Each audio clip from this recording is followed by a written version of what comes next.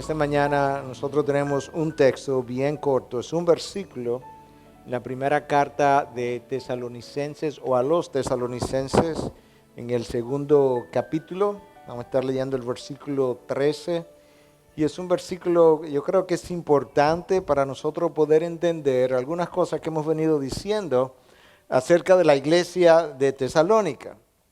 Es una iglesia que, como nosotros hemos venido viendo, fue bendecida de una manera extraordinaria. Fue una iglesia que Pablo alabó, que Pablo endosó, que Pablo nos presenta ahora en esta carta como un modelo que fue imitado por otras iglesias. Y Pablo destaca en ellos la obra de fe, su trabajo de amor y su firmeza en la esperanza de nuestro Señor Jesucristo en el versículo 3. Y si hay algo, ¿verdad?, que yo mencioné desde el primer día es que esta iglesia recibe elogios, recibe aplausos de parte del apóstol Pablo de una manera que nosotros todos como iglesias, ¿verdad?, quisiéramos recibir y ver en nuestros miembros y en nuestras congregaciones en general. Pero ciertamente cuando uno abre incluso el mismo Nuevo Testamento, uno no encuentra las mismas palabras acerca de otras iglesias como las encuentra en esta carta. Uno no encuentra esos elogios en la carta a los Corintios, uno no encuentra esos elogios en la carta a los Gálatas, y uno tiene que preguntarse entonces cuál fue y cuál sigue siendo la diferencia hoy en día entre iglesias y hermanos que de una u otra forma están oyendo la predicación de la misma palabra y que sin embargo están respondiendo a la palabra de manera distinta, porque unos parecen ser santificados un poco más rápido que otros, y ciertamente la respuesta final Dios la tiene en su mente y en su corazón, pero la palabra nos deja ver algunos detalles o algunas pinceladas de algunas de las razones por las cuales cosas como esas ocurren. Pero yo creo que parte de la respuesta a cómo o por qué esta iglesia en Tesalónica llegó a ser la iglesia que llegó a ser, yo creo que está en este versículo que vamos a leer, y es el versículo 13 del capítulo 2 de la primera carta a los tesalonicenses. Escucha con detenimiento. Por esto también nosotros, sin cesar, damos gracias a Dios de que cuando recibisteis la palabra de Dios que oísteis de nosotros, la aceptasteis no como la palabra de hombres, sino como lo que realmente es, la palabra de Dios, la cual también hace su obra en vosotros los que creéis. Piensa, reflexiona, medita un poco sobre esto que acabamos de leer. Escucha una vez más cómo el verso comienza. Por esto también nosotros, sin cesar, damos gracias a Dios. Yo quiero detenerme en la introducción del verso, porque esta no es la primera vez que el apóstol Pablo está dando gracias por algo que está pasando en los tesalonicenses o que ha pasado. Esta es una actitud continua en los labios de Pablo, pero sobre todo en esta carta hay una expresión de gratitud por algo que él está viendo o que él ha escuchado que está aconteciendo en ellos. Y nota cómo lo dice, sin cesar, continuamente. De alguna forma, cada vez que Pablo pensaba en los tesalonicenses y lo traía a su memoria para orar con ellos, una de las cosas por las cuales él oraba era dando gracias precisamente por algo que él está a punto de decirnos que todavía no hemos visto. Pero yo quería parar ahí un momento y reflexionar acerca de esa actitud de gratitud que caracterizó la vida de este hombre, porque yo creo que es una actitud digna de emular, digna de nosotros poder imitar, y es un llamado que Dios nos ha hecho a poder vivir una vida de gratitud y no simplemente a dar gracias en algunas ocasiones. La gratitud, decía alguien, que es el reconocimiento placentero de los beneficios o bendiciones recibidos debido a las acciones de otros. Y Pablo expresa esa gratitud en estas palabras hacia Dios. Es una de las mejores formas de adoración. De hecho, en el Antiguo Testamento no hay una real diferencia entre las palabras que expresan gratitud y las palabras que expresan alabanza. De tal manera que la forma de expresar gratitud en el Antiguo Testamento era una forma de alabar a Dios y constituía parte de lo que es la adoración y lo debe constituir en nosotros como parte de esa adoración ofrecida a nuestro Dios. Cuando llegamos al Nuevo Testamento, Pablo es que más usa palabras para expresar gratitud de múltiples formas y decíamos que él saluda a cada una de las iglesias en cada una de esas cartas, con la excepción de la carta a los Gálatas, expresando gracia a Dios, de tal forma que nosotros podemos ver que ciertamente este hombre no simplemente enseñó acerca de la necesidad y de lo digno que es vivir una vida que continuamente le da gracias a Dios, sino que él exhibió eso en su vida y exhibió eso en sus cartas. Yo creo que nosotros tenemos razones para expresar esa gratitud y esa gratitud es el fruto de reflexionar acerca de lo que Dios ha provisto. Todo lo que somos, todo lo que tenemos es algo que ha venido de nuestro Dios. Nosotros dependemos continuamente de nuestro Dios. Aún mi próxima respiración depende de que Dios desee mantenerme con vida. De tal manera que yo no puedo olvidar nunca cuán dependiente es mi vida de la acción continua sostenedora de nuestro Dios. Nuestra condición de libertad que disfrutamos del pecado y aún la condición que disfrutamos como nación para poder nosotros tener servicios de adoración libremente sin que seamos perseguidos, depende de algo que Dios ha hecho por nosotros, por la nación, y nos ha libertado de la condenación eterna y lo ha hecho justamente a través de la sangre derramada por su Hijo que le costó su vida y Él dio su muerte por mi vida. Si reflexionamos sobre esas verdades y no terminamos de presentar verdades que nos debieran mover a la gratitud, si esas mencionadas, que son pocas, no nos mueven a tener una vida de gratitud, no sé entonces qué lo hará.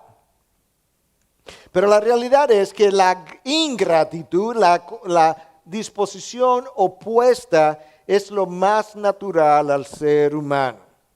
El pecado que mora en nosotros es ingrato. ¿Usted está de acuerdo con eso? El pecado que mora en nosotros es ingrato. Y en principio ese pecado es ingrato hacia Dios y es ingrato hacia los hombres. Pero en la medida que uno lee la palabra, en la medida que uno lee otros autores, en la medida que uno vive la vida y va envejeciendo, uno va aprendiendo otras cosas. Y una de las cosas que en mi propia vida he ido pudiendo ver y aprendiendo es que aún después de nacido de nuevo, la ingratitud comienza a irse primero hacia Dios. Pero hay un tiempo donde por mucho espacio, ¿verdad?, del tiempo, valga la redundancia, hay un periodo, quizás mejor dicho, que por un espacio de tiempo, mi ingratitud hacia Dios ha disminuido, pero la ingratitud hacia los hombres permanece.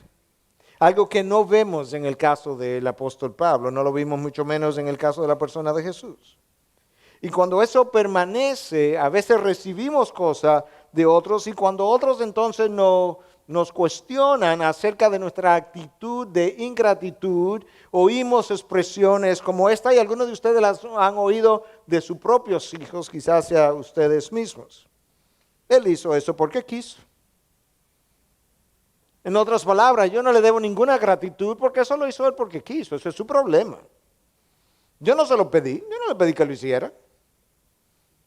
Ah, bueno, pero si a eso vamos. ¿Usted ha oído expresiones como esa o soy simplemente yo que las he oído? Bueno, lo que ocurre es que lo que se da no se reclama. Y esas son nuestras frases con las que justificamos nuestra ingratitud. Pero la verdad es que cuando tú miras la palabra, la gratitud que sale de estas páginas tiene dos dimensiones. Tiene una dimensión vertical y tiene una dimensión horizontal. Horizontalmente podríamos decir que la gratitud es un sentido de gozo. experimentado por los beneficios traídos a tu vida por otras personas. Es un sentido de gozo por bendiciones que otras personas han traído a tu vida, horizontalmente hablando. Verticalmente hablando hacia Dios, entonces pudiéramos definir la gratitud como un sentido de plenitud experimentado después de haber conocido la bonanza de Dios en Cristo Jesús para con nosotros y que se experimenta independientemente de las circunstancias. Verticalmente es un sentido de plenitud, no es simplemente un gozo, hay un sentido de satisfacción que tú experimentas después de conocer la bonanza, la benevolencia, la riqueza de Dios en Cristo Jesús hacia nosotros. Y que es experimentado independientemente de las circunstancias. El apóstol Pablo podía estar en una cárcel y él sentía gratitud hacia Dios, de la cual vamos a seguir hablando un poco más. Podría estar en un naufragio y él lo había perdido todo y él tenía gratitud hacia Dios. Eso expresa un trabajo de Dios en su corazón. La ausencia de esa gratitud en nosotros muchas veces, hermanos, se debe a una falta de reconocimiento de lo que Dios ha hecho por nosotros, en nosotros, lo que está haciendo, no simplemente lo que ya hizo, que es suficiente, pero lo que está activamente haciendo en nosotros, lo que está haciendo a través de nosotros y aún más, lo que está haciendo en otros y a través de otros. Porque lo que sale de Pablo aquí en esta primera parte del versículo es una expresión de gratitud por otros, por algo que está ocurriendo en los tesalonicenses, algo que está ocurriendo en ellos en su ausencia, algo que él no está moviendo en ese momento, algo de lo que él no está participando. Y el sentir gratitud con gozo por lo que Dios hace en el otro y por lo que Dios hace a través de ese otro, cuando nosotros no hemos sido el instrumento de eso que está ocurriendo, es una de las mejores expresiones de madurez cristiana. Déjame decir eso otra vez. Poder sentir gozo y gratitud por algo que Dios está haciendo en el otro y está haciendo a través de otro. Cuando yo no he sido el instrumento de eso, es una de las mejores expresiones de madurez en Cristo. Y uno puede ver eso en las cartas de Pablo. Es muy fácil sentir gratitud hacia Dios cuando Él está haciendo algo en otros, cuando yo he sido el instrumento de eso que está pasando. Pero cuando eso no tiene nada que ver conmigo, cuando está ocurriendo en mi ausencia, cuando Dios lo está haciendo, ¿verdad?, a través de personas que Él ha decidido y elegido usar, de manera que quizás no me ha elegido a mí, como que el sentido de gratitud comienza a distorsionarse. Pablo comienza dando gracias por algo que él ha escuchado, porque no ha podido regresar a Tesalónica. Algo que él ha escuchado, que ha ocurrido en los tesalonicenses en su ausencia. ¿Sabe por qué él podía hacer eso?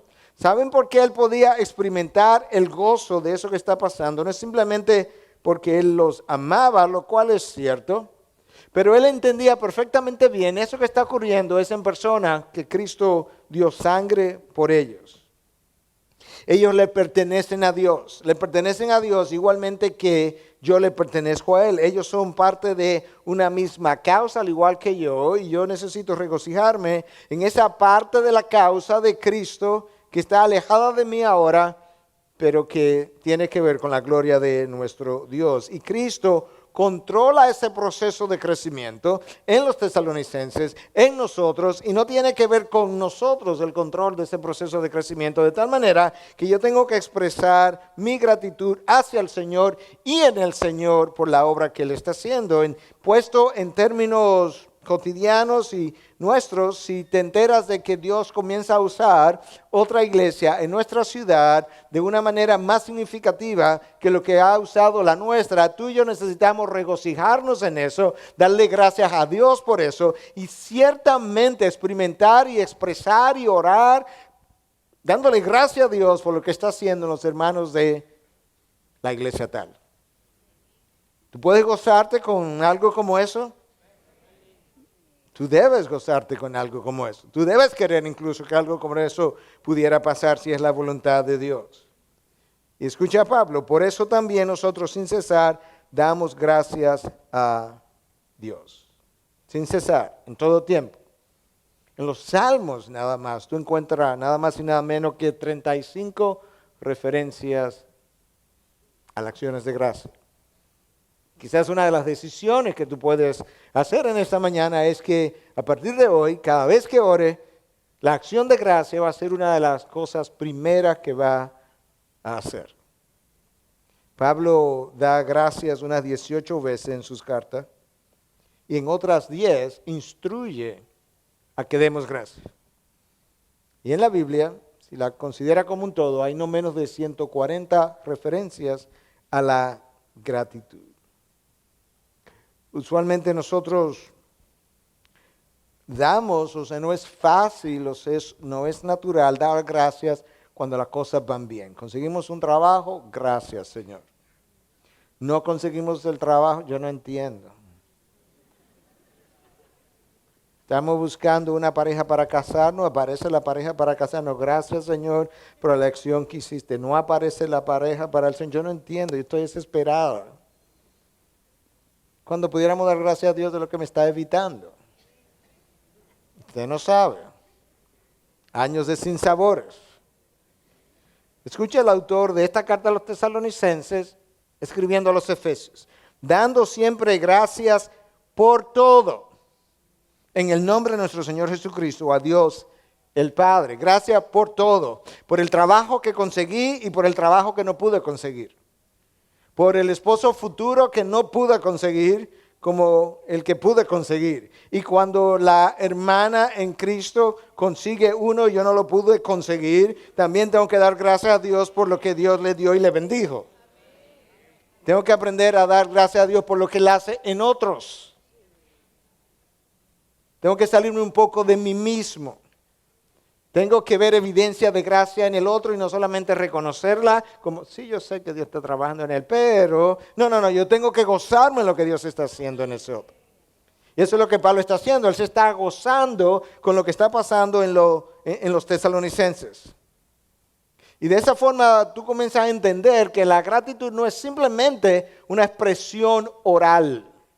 Es fácil decir, sí, yo doy gracias a Dios. A veces alguien nos corrige y dice, no, yo soy agradecido. No es una expresión oral. La gratitud no es simplemente una doctrina bíblica, aunque lo es. Es simplemente una enseñanza que está en la palabra. No es simplemente un hábito, aunque debiera serlo. No es simplemente una forma más de orar, aunque ciertamente lo es. Es un estilo de vida. Es un estilo de vida. La gratitud o vivir con gratitud es el sello del trabajo de Dios en nosotros. Es el sello, es una de las cosas que llegan de último en el trabajo que el Espíritu Santo hace en nosotros. Y una de las cosas que ocurre, hermanos, lo puedo decir por el estudio de la palabra, la lectura de otros autores, pero mi propia vida. Cada uno de nuestras vidas en cierta manera es un libro que tú debes aprender a leer hacia atrás para que puedas ir creciendo acerca de lo que Dios ha hecho en tu propia vida. Pero lo que ocurre frecuentemente es que nuestras actitudes de quejas se suben y bajan de manera proporcional a cómo la gratitud crece o disminuye en mi corazón. Cuando hay poca gratitud hay mucho espíritu de queja. Cuando hay mucha gratitud, entonces la inmensidad o el peso de la gratitud en mi corazón comienza a aplastar las quejas que abundaban en el corazón. Y eso tú lo puedes ver en la vida del apóstol Pablo. Yo lo traigo a colación simplemente porque una vez más, y no por primera vez, y no habiendo salido del capítulo 2 de la primera carta a los tesalonicenses, Pablo está dando gracias a Dios de nuevo.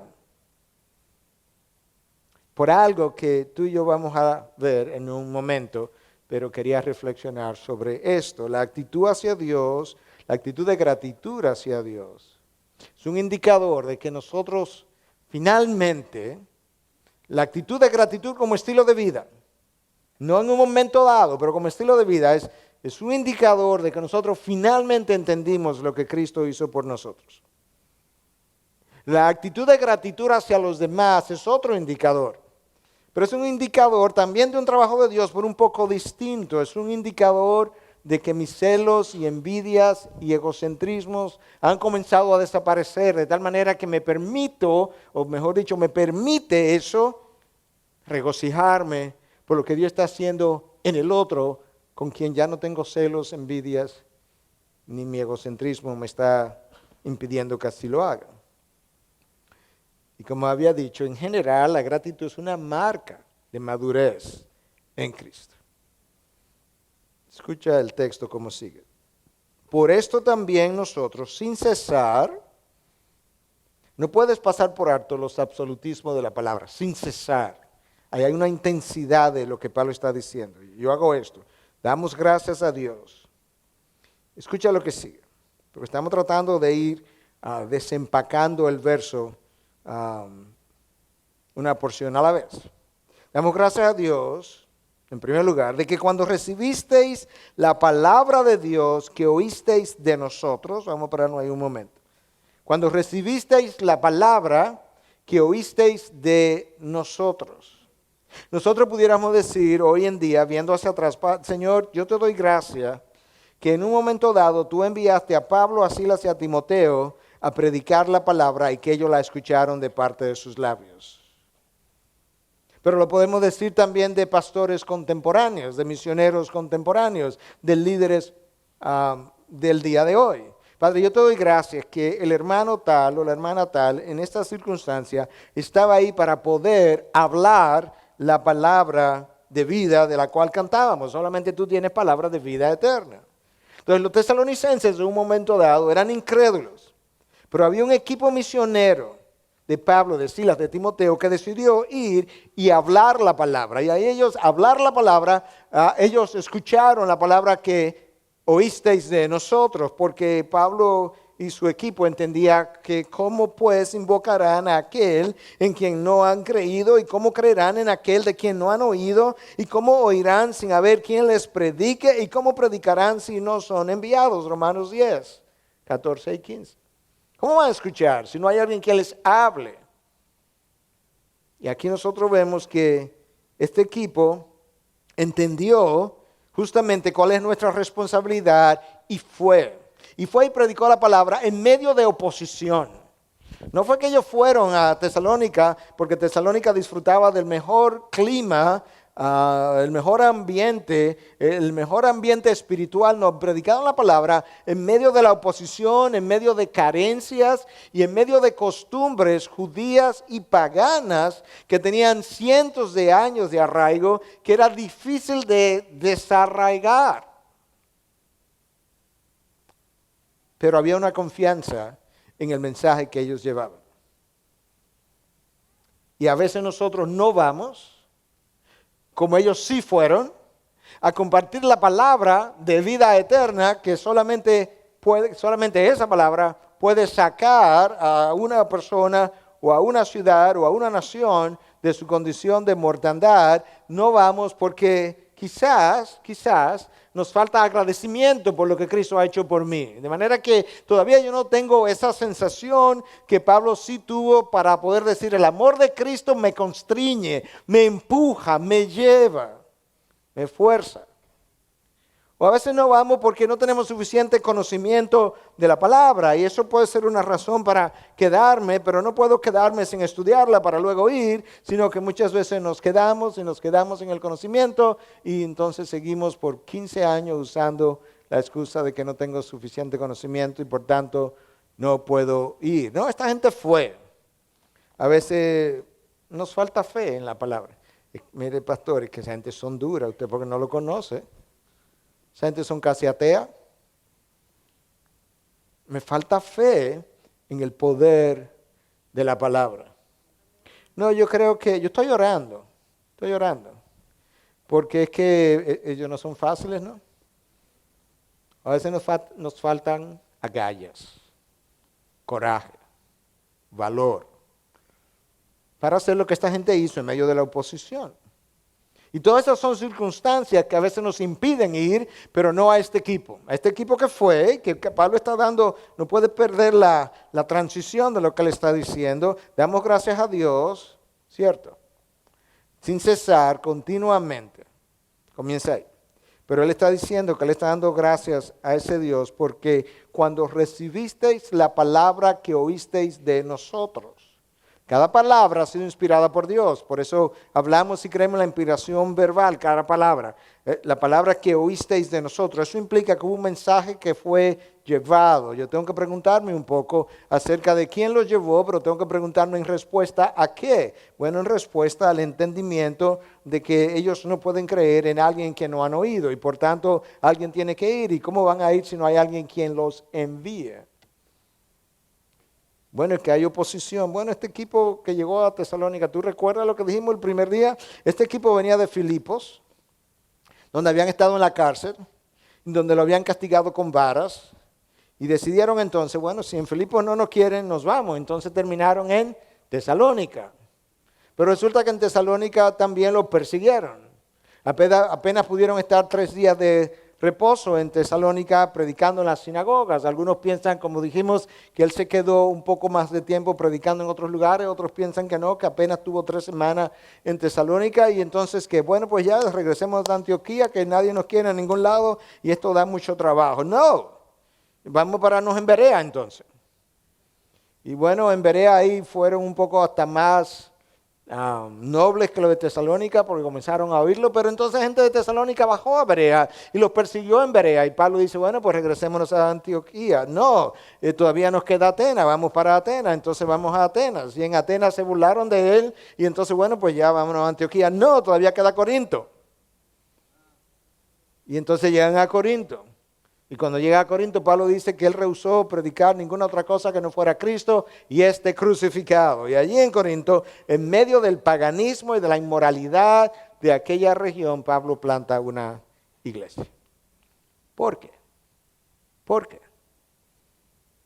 Porque ¿cómo invocarán a aquel en quien no han creído? ¿Y cómo creerán en aquel en quien no han oído? ¿Y cómo irán sin haber quien les predique? ¿Y cómo predicarán IBI si no son enviados?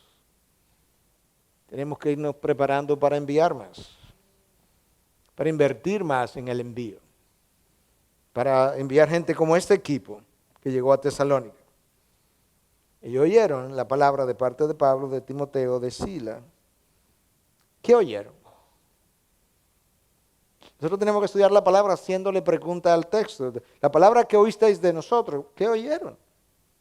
Él no nos dice ahí qué oyeron. ¿Nos quedamos en el aire sin respuesta? ¿O podemos indagar un poco más a la luz del Nuevo Testamento y tener a veces una idea clara y en otras veces una idea somera, aproximada de qué fue lo que oyeron?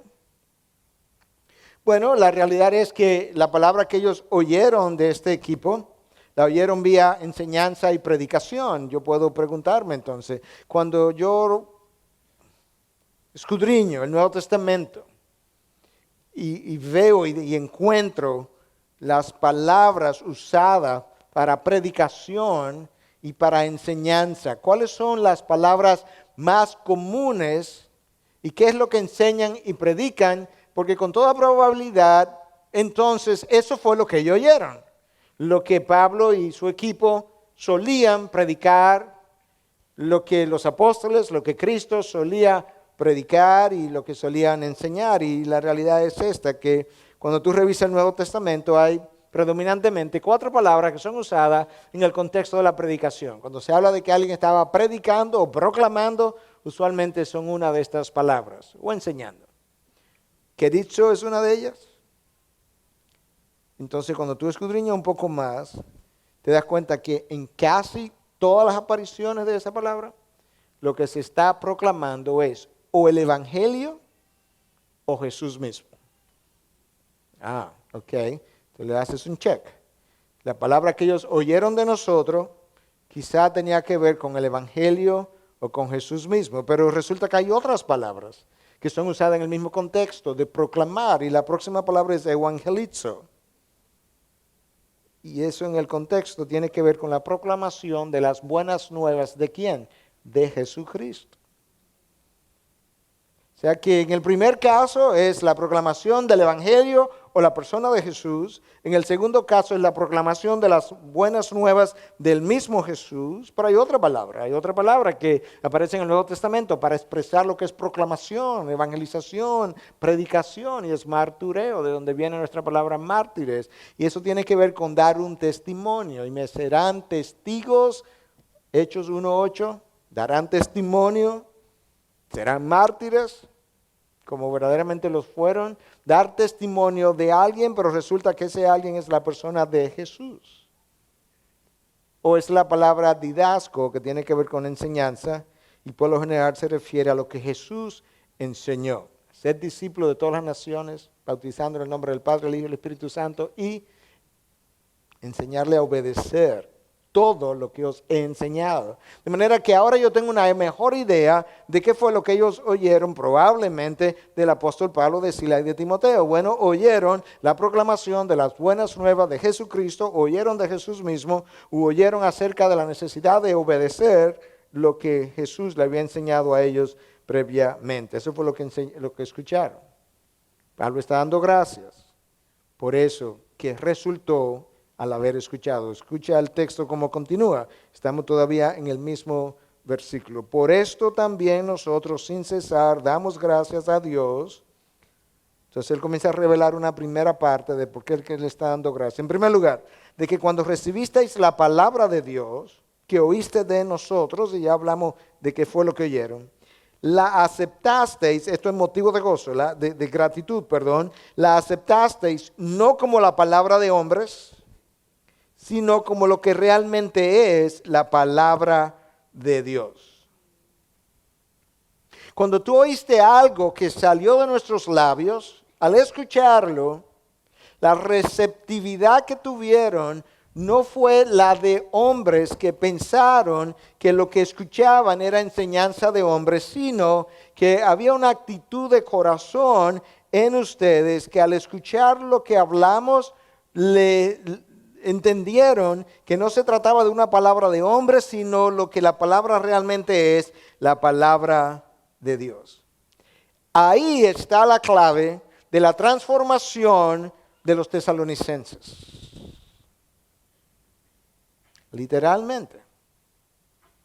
Si el Señor Jesucristo se apareciera aquí esta mañana, asumiendo que estuviésemos convencidos de que es Él, y Él se parara aquí al lado mío, y dijera, salgan en este momento de la iglesia, supóngase que yo diga lo contrario, yo esperaría, si usted está convencido que es Jesucristo, que usted no me haga caso a mí y pueda prestar atención a lo que Cristo acaba de decir, ¿cierto? Y yo creo que si usted está convencido de que es Cristo que está hablando, no creo que quedaría una sola persona aquí dentro. ¿Por qué? Porque usted la ha recibido como lo que es la palabra de Dios y no la palabra de un hombre. ¿Tienes una idea ahora de nuestra lucha a veces con la Biblia, el texto, las enseñanzas? ¿Por qué no la acabamos de obedecer? Mucho depende de cómo yo la he recibido. Estas no son palabras más. Ellos no recibieron esto como una enseñanza interesante. No recibieron esto como, bueno, eso tiene sentido. No, eso tiene sabiduría. Eso es bueno para los muchachos. Ellos no la recibieron como una palabra sabia. Ellos la recibieron como lo que realmente es la palabra de Dios. Si tú reflexionas sobre incrédulos y creyentes y luego lo traes un poquito más cerca, sobre tu propio caminar, tú vas a descubrir que muchas veces lo que has leído en la Biblia, a pesar de que tú afirmas de que esa es la palabra de Dios, no la has recibido como la palabra de Dios. Un ejemplo sencillo, fácil de ver. Okay, como ese hay múltiples, pero uno sencillo, fácil de ver. Si la palabra de Dios prohíbe el matrimonio entre un creyente y un inconverso, ¿qué hacemos en consejería continuamente con personas que están considerando comenzar unos amores con un inconverso? Porque esa palabra no la ha recibido como si fuera por lo que verdaderamente es la palabra de Dios. Si tenemos una instrucción en la palabra que dice que paguemos nuestros impuestos y no lo hacemos, sabemos por qué no lo estamos haciendo, porque esa instrucción yo no la he recibido como si fuera la palabra de Dios. Yo la he recibido como algo sabio, algo conveniente, me evita problemas, quizás me evita ir a la cárcel. Cuando a veces escuchamos, por ejemplo, en consejería o en conversaciones sociales, pastores, que la voluntad de Dios no es fácil, eso es pesado, eso es difícil de cumplir. Yo estoy escuchando a alguien que realmente no ha recibido esto como la palabra de Dios, porque si hay algo que yo sé, es que esto que es palabra de Dios, esto mismo explica ampliamente que esa palabra es justa, que es buena, que es agradable. Eso yo lo sé. Incluso esta palabra testifica de ella misma que no es pesada, que no es gravosa, que no es difícil. Escucha a Dios, porque al final, si me escuchas a mí, la estás recibiendo como palabra de hombre. Gracias. Primera de Juan 5:3. Dios habla. Este es el amor de Dios, que guardemos sus mandamientos, y sus mandamientos no son gravosos. Cuando yo los violo, yo recibo consecuencias gravosas. Sus mandamientos no son gravosos, son buenos. Me traen bendición, me guardan, me protegen, me guían. Pastor, pero en el Antiguo Testamento las cosas eran diferentes, no era fácil. O sea, Dios no era fácil en el Antiguo Testamento. El Dios nice, santo, misericordioso del Nuevo Testamento, él tuvo dos periodos. Él estaba en etapa de santificación. Un periodo de crueldad y un periodo de bonanza. Escucha a Dios en el Antiguo Testamento, Deuteronomio 30:11. Este mandamiento que yo te ordeno hoy no es muy difícil para ti, ni está fuera de tu alcance. Mentira, Dios. No, que sea todo hombre mentiroso y Dios verás. Cuando pensamos que la palabra es injusta, pesada, gravosa, estamos recibiendo esa palabra, ¿sabe cómo qué? Como palabra de hombres. Porque hay mandamientos de hombres pesados e injustos y gravosos. Hay mandamientos de gobiernos pesados y gravosos. Es ahí, es en el mismo nivel que la estamos poniendo. La palabra de Dios, dice Santiago, es la ley de la libertad. Me libra de las consecuencias de mi pecado, me libra de mí mismo. No podemos recibir la palabra como un buen consejo simplemente. Cuando yo recibo la palabra de Dios como un buen consejo, mira qué ocurre. Yo la sigo, pero cuando llego aquí, que eso compromete mis intereses y me choco, no, lo que realmente Dios no dijo eso, ¿no? Y comenzamos a oír esa voz, a veces nuestra incluso, que dice, ¿con que Dios ha dicho? No, no fue eso lo que Dios dijo. No, eso de casarse con un inconverso. No, realmente eso es lo que Dios estaba diciendo. Yo conozco un caso, pastor, que se casó con un inconverso y se convirtió después. Porque nos encantan las excepciones para violar la regla. ¿Te das cuenta de cómo no recibimos la palabra de Dios por lo que es? Mucha gente, pastor, yo conozco mucha gente que realmente no lo ha hecho así y le ha ido bien. Y de hecho, esa gente dice que no le ha ido tan mal. Bueno, pregúntale a Dios a ver si es esa manera.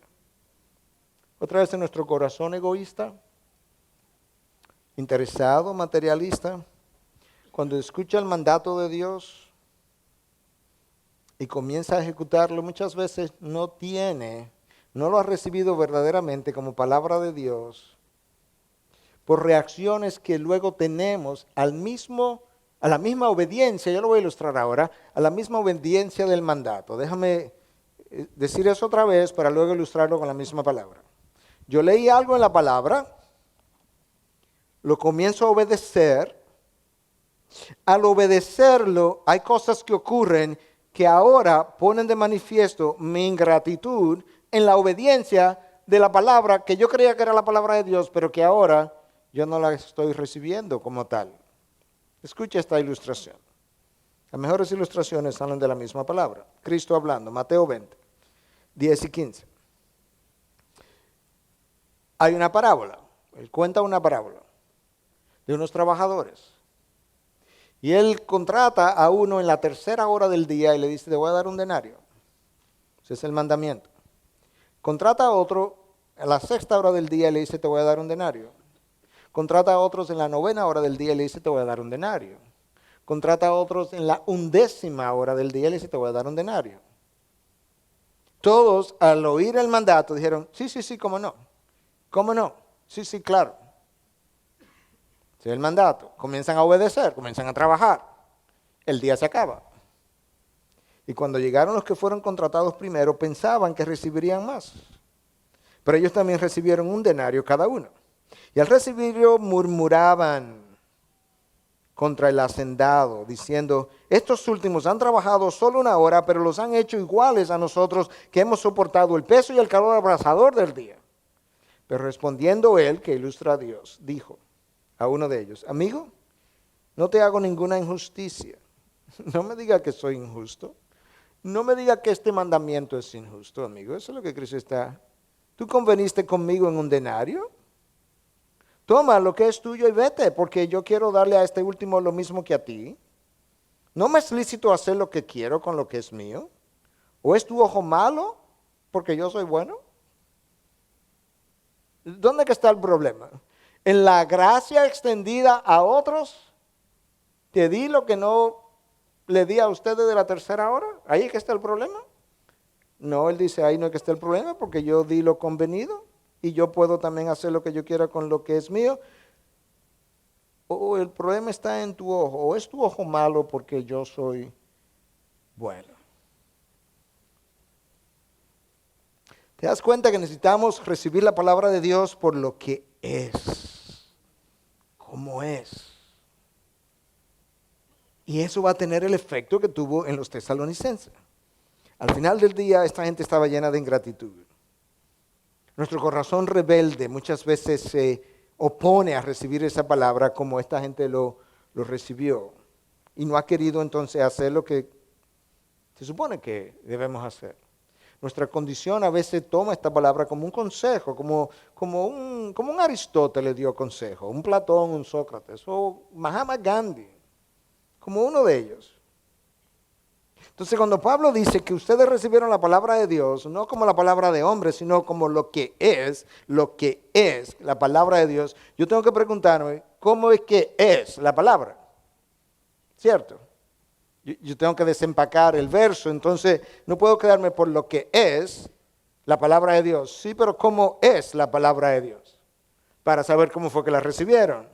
Quizá ellos no tenían todo el entendimiento teológico, pero ellos tuvieron todo el beneficio de la teología detrás, porque el corazón estaba dispuesto. O sea, hay una diferencia entre yo conocer toda la teología desmenuzada y tener un corazón que ha recibido la palabra de una manera sencilla, pero que tiene el impacto de la teología detrás simplemente porque yo recibí la palabra por lo que es. Entonces, ¿cómo es la palabra para yo entender cómo tengo que recibirla en el día de hoy? Bueno, en primer lugar, yo tengo que recibir la palabra como algo que ha sido inspirado por Dios. Esa es la palabra que aparece en 2 Timoteo 3:16. Toda escritura, toda, Antiguo, Nuevo Testamento, ha sido inspirado por Dios.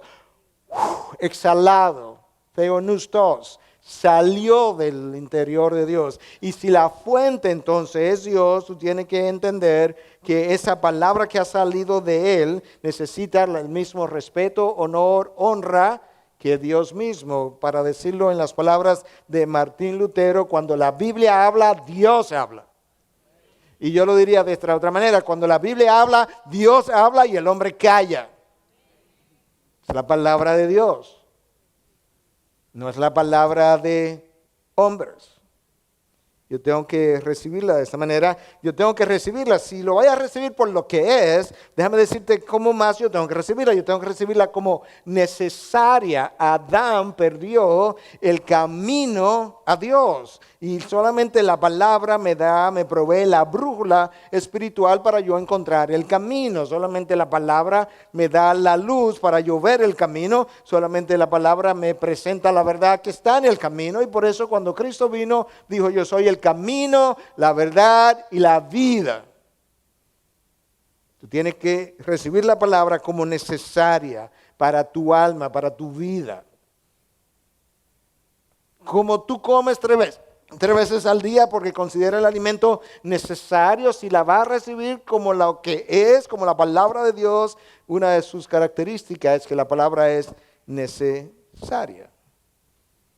Si salió de Dios o inspirada por Dios, tiene que recibirla como inerrante. No contiene errores en aquellas cosas que afirma. Hay cosas de lo que la palabra no habla. Ahí no podemos poner la palabra a hablar porque no habla de eso. Pero en las cosas que afirma, la palabra no contiene errores. No importa si el campo es de ciencia, si el campo es de historia o de conducta. Si la palabra habló, esa es la última palabra. Y yo tengo que recibirla como infalible. Una diferencia que los teólogos han hecho entre inerrante y infalible. Inerrante tiene que ver con la ausencia de errores en lo que afirma.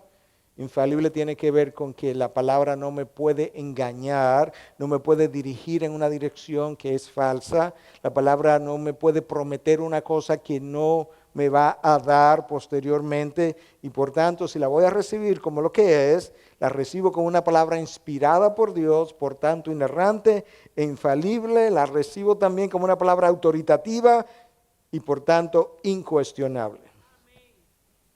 Incuestionable. Escucha lo que el apóstol Pablo entendió.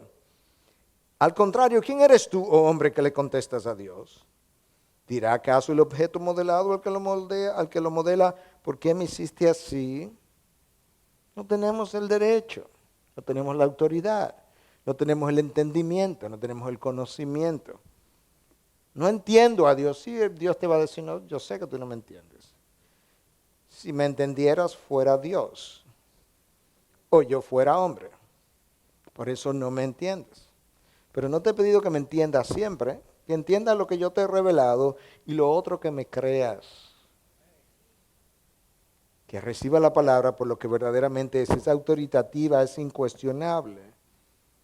Es tanto así que escucha las palabras de Cristo en Juan 12:48. El que me rechaza y no recibe mis palabras, tiene quien lo juzgue. Ajá, ¿y quién? ¿Quién lo va a juzgar? La palabra que he hablado. Esa lo juzgará en el día final. Wow. Yo he hablado mi palabra, ¿no la reciben? Tú tienes quien te juzgue. ¿Quién, Señor? La palabra que he hablado. Ella lo va a juzgar en el día final. ¿Te das cuenta del poder de la palabra? El poder de la palabra que fue hablada al principio, el universo se originó, tiene el poder de enjuiciar al hombre. Tanto así que cuando Cristo le habló de la parábola del rico y Lázaro, y está el rico en el infierno pidiéndole al padre Abraham que por favor le envíe algún mensajero a sus hermanos para que alguien le advierta allá abajo en la tierra de cómo es el infierno y ellos no tengan que sufrir la misma suerte. Padre Abraham le dice: no, ellos tienen a Moisés y los profetas. ¿A qué se estaba refiriendo? Ya Moisés había muerto, los profetas habían muerto, Cristo era el último de ellos. Ellos tienen las escrituras. Y si ellos no escuchan las escrituras, no van a escuchar aun si alguien se levanta de entre los muertos. Ese es el poder de la palabra. Si no escuchan el poder que está en esta palabra, no van a escuchar ningún otro poder, aun si ese poder hace levantar a alguno de entre los muertos. Y como hemos escuchado otras veces, uno se levantó de entre los muertos, Cristo Jesús, y no le escucharon. Si voy a recibir la palabra de Dios por lo que es la palabra de Dios, yo tengo que recibirla como infinitamente sabia. Oh, profundidad de las riquezas y de la sabiduría y del conocimiento de Dios. Cuán insondables son sus juicios e inescrutables sus caminos. Romanos 11:33. Inescrutables sus caminos, no trate de descifrarlos. Insondables sus juicios, no trate de encontrarle el fondo. Pero son justos. No hay criatura en el cielo o en la tierra que pueda agotar la infinitud de la sabiduría de Dios. No la hay. Ni los ángeles, ni los arcángeles, ni serafines son criaturas, no son Dios. Entonces, si acepto la palabra de Dios por lo que es, tengo que aceptarla como una palabra inspirada, necesaria, inerrante, infalible, autoritativa, incuestionable, infinitamente sabia, infinitamente poderosa. Escucha lo que alguien decía: penetra nuestros pensamientos, mueve nuestros corazones, despierta nuestra conciencia y conquista nuestras voluntades. Penetra nuestros pensamientos, mueve nuestros corazones, despierta nuestra conciencia y conquista nuestra voluntad. ¿Tú sabes qué ocurre cuando yo no creo en el poder de la palabra para hacer todo eso? Comenzamos a usar estrategias de hombres, técnicas de mercadeo, manipulaciones de la emoción humana para hacer lo que no creo que la palabra puede hacer. El apóstol Pablo rehusó apoyarse en la oratoria humana, en la sabiduría humana, justamente para que el poder de lo predicado no descansara en el hombre, sino en Dios. Y solo esa palabra de la que cantamos, que tiene vida eterna, solamente esa palabra puede dar vida a gente que estaba muerta. Solamente esa palabra puede abrir los ojos, quitar el velo del hombre, ablandar el corazón, quebrar la voluntad. Solamente esa palabra puede hacer. Por eso es que Abraham dice: no necesitamos enviar a nadie desde aquí hasta allá, porque ellos tienen la palabra, y si no escuchan la palabra, que tiene todo el poder de hacer todo eso, abrir los ojos, ablandar el corazón, quebrar la voluntad, traer luz donde hay oscuridad, perdonar pecados. Ellos no escuchan eso, no van a escuchar a nadie más. Por eso es que Pablo está gozoso. Pablo está gozoso por la receptividad de la palabra de parte de los tesalonicenses. Y ahora nosotros podemos decir: eureka, eureka, lo he encontrado. Por eso ellos llegaron a hacer lo que llegaron a hacer. Una iglesia que fue un ejemplo para las iglesias en Acaya y en Macedonia. Una iglesia que Pablo decía: yo doy gracias a Dios por vuestra obra de fe, por vuestra labor de amor, por vuestra esperanza en Cristo Jesús. ¿Y cómo, Pablo? Porque recibieron la palabra de Dios por lo que es y no como palabra de hombres. ¿Entiendes eso, hermano?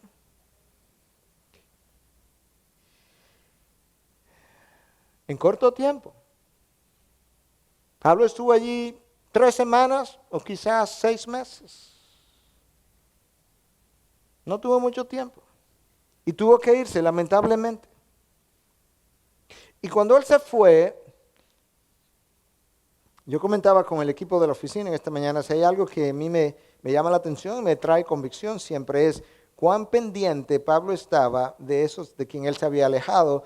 Pero lo que he llegado a apreciar también al reflexionar un poco más, que realmente no era una preocupación como nosotros nos preocupamos, no era algo ansioso. Era algo afectivo, lo vamos a ver en el próximo mensaje cuando lleguemos ahí, algo afectivo en su corazón por esta gente a quien él había llegado a amar tanto. Pero Pablo tenía confianza.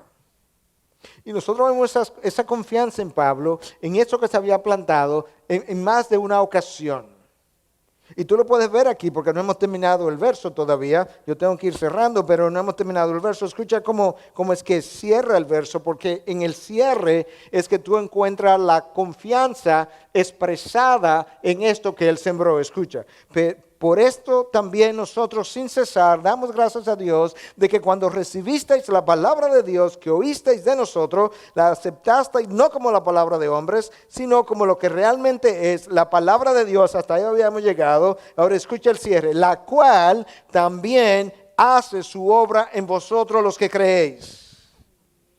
Pablo está lejos, pero está tranquilo.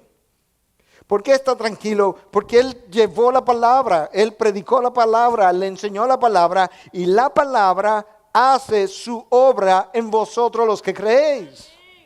¿Y cómo la hace? Por el Espíritu que mora en nosotros, que ilumina la palabra, que nos abre el entendimiento. Eso es exactamente lo que Pablo le dice a los ancianos de Éfeso cuando se despide. Cuando le dice, ya no me van a volver a ver, os encomiendo a Dios y a la palabra de su gracia. Escucha cómo cierra él, que es poderosa para edificaros. Pablo está tranquilo, él está pendiente, como él va a expresar en los próximos versículos, por la manera como los ama. Más de una vez he querido ir a vosotros, más de una vez, porque ustedes son mi gozo y mi gloria, dice Pablo. Amaba a esta gente. Pero estoy tranquilo. ¿Por qué? Porque la palabra hace su obra en vosotros los que creéis, a distancia. Tú has oído la palabra, no solamente hoy, otras veces. ¿Cómo la has recibido? En tu obediencia, hay una reflexión de cómo esa palabra ha sido recibida, como ilustrábamos más tempranamente. Es nuestra oración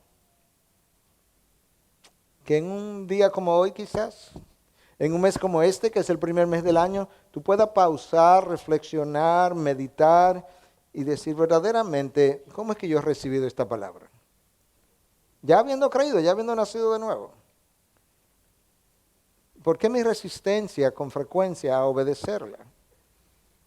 Es que yo no la he recibido realmente con todas esas características que hemos estado revisando hoy, quizás más como un consejo sabio, bueno, algo que me puede evitar algunas consecuencias. Pero la he recibido como la palabra autoritativa, incuestionable, que ha salido de Dios y que te va a bendecir. La palabra que da vida, la palabra que abre los ojos. Es posible que habiendo predicado, ojos hayan sido abiertos de personas que hasta hoy lo tenían cerrados. Quizá corazones han sido ablandados por una obra que ocurrió mientras la palabra se predicaba. O quizás grandes áreas de oscuridad en creyentes han sido iluminadas. Ese es el poder de la palabra. Por eso la predicamos. Por eso la entregamos. Por eso confiamos.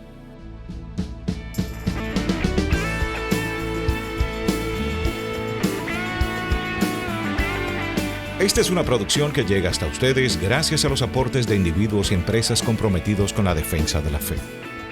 Para más información, preguntas y comentarios, visite nuestra página de internet www.integridadysabiduría.org. En esta página encontrará información sobre la producción de este y otros recursos que ponemos a su disposición, como también las formas en las que usted puede contribuir con la producción de programas como estos. Les invitamos nuevamente a visitar nuestra página de internet www.integridadysabiduría.org. Será hasta la próxima, cuando nos reencontremos en su palabra.